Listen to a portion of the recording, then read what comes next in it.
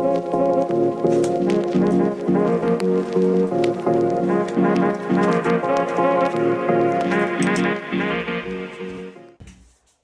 I'm beginning to think about pulling it all together.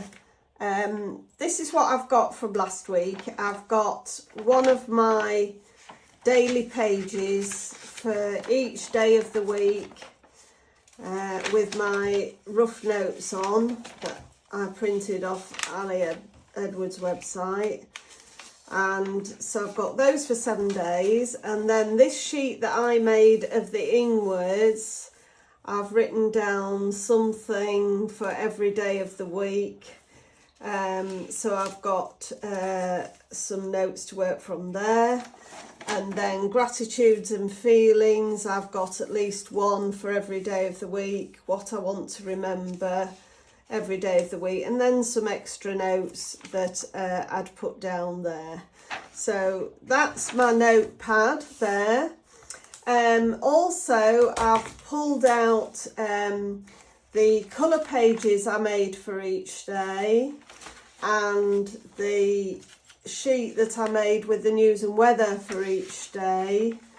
And then I pulled out, this is an old notebook from a week in the life kit years ago, which I still keep pulling from. And I've got the menu sheet for each day. So what I've done is I've done a rough sketch of how many pages I've got for each day. So for Monday, I've got the colour day page and the timesheet. I've then got, let's take that out. I've then got the second page is gratitudes and feelings. So I've put that on that side, and that side's a blank. Then I've got a blank and an ing words, blank and an ing words.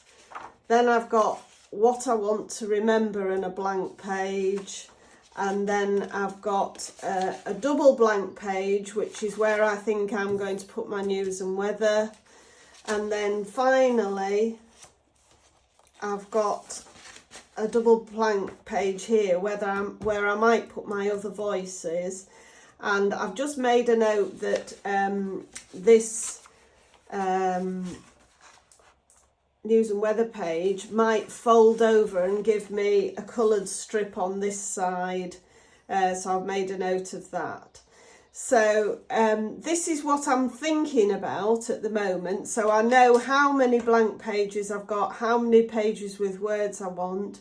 And then I've worked out how many photos I took. On this day I took 125. I won't use all of them, but it gives me an idea of what I've got to work with.